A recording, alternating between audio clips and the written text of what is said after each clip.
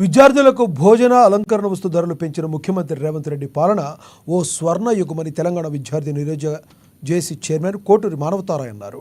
3వ తరగతి నుండి పీజీ విద్య వరకు 7 ఏళ్ల తర్వాత భోజన ధరలు, 16 ఏళ్ల తర్వాత అలంకరణ వస్తు ధరలు ఏకంగా 40% పెంచడాన్ని హర్షిస్తూ ఉస్మానియా ఆర్ట్స్ కళాశాల వద్ద ముఖ్యమంత్రి రేవంత్ రెడ్డికి కృతజ్ఞత కార్యక్రమాన్ని చేపట్టారు.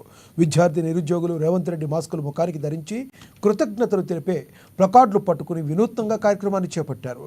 ఈ సందర్భంగా విద్యార్థి నిరుద్యోగ జేసీ చైర్మన్ కోటూరి మానవతారాయ్ మాట్లాడుతూ ముఖ్యమంత్రి రేవంత్ రెడ్డి పరిపాలన విద్యార్థి నిరుద్యోగుల పాలిట స్వర్ణయుగంగా అభివర్ణించారు.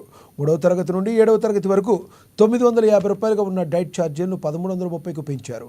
8వ తరగతి 10వ తరగతి వరకు 1100 ఉన్న డైట్ ఛార్జీని 1540కు, అదేవిధంగా ఇంటర్ నుండి పీజీ వరకు 1500 నుండి 2100 వరకు డైట్ ఛార్జీలను ముఖ్యమంత్రి రేవంత్ రెడ్డి పెంచి విద్యార్థులకు మేలు చేశారని తెలిపారు. Thank you.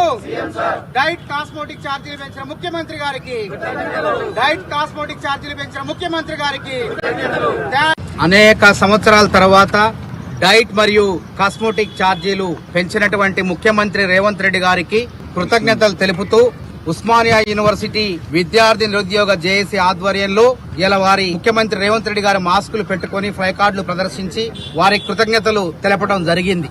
నిజంగా ముఖ్యమంత్రి రేవంత్ రెడ్డి పరిపాలన విద్యార్థి నిరుద్యోగుల స్వర్ణయుగంగా మారిందని చెప్పవచ్చు. ఒక పక్క వేగవంతంగా ఉద్యోగాలు భర్తీ చేస్తూ నిరుద్యోగులకు ఉద్యోగాలు ఇస్తూ కొలువులిస్తూ, ఇంకో పక్క సంక్షేమ హాస్టల్లో విశ్వవిద్యాలయ హాస్టల్లో చదివే 3వ తరగతి నుంచి అదే విధంగా పీజీ వరకు చదివే విద్యార్థులకు మరి భోజన ధరలను అదే విధంగా అలంకరణ వస్తు ధరలను కూడా 40% పెంచడం అనేది హర్షించదగ్గ విషయం. కాబట్టి ఈ విధంగా అడగకుండానే ముఖ్యమంత్రి గారు విద్యార్థుల యొక్క క్షేమాన్ని, నిరుద్యోగుల యొక్క క్షేమాన్ని ఆలోచన చేసి పెంచుతున్నారు. కాబట్టి ముఖ్యమంత్రి గారి యొక్క వారి యొక్క ఎల్లకాలం మరి ఉండాలని చెప్పేసి, వారి యొక్క సేవలు ఉండాలని చెప్పేసి, అదే విధంగా భవిష్యత్తులో అది మరి నిరుద్యోగులు ఎవరు కూడా నిరాశ పడకుండా తక్షణమే ఉద్యోగాల భర్తీ కార్యక్రమం జాబ్ క్యాలెండర్ ద్వారా ఉంటది. 2 నెలల తర్వాత ఉంటది. వర్గీకరణ సంబంధించినటువంటి సామాజిక న్యాయం అంశం దాంట్లో ముడిపెట్టిన తర్వాత తప్పకుండా ఉద్యోగాల భర్తీ కార్యక్రమాలు కొనసాగుద్దని నిరుద్యోగులు తెలియజేస్తున్నారు. కాబట్టి ముఖ్యమంత్రి గారు చేస్తున్నటువంటి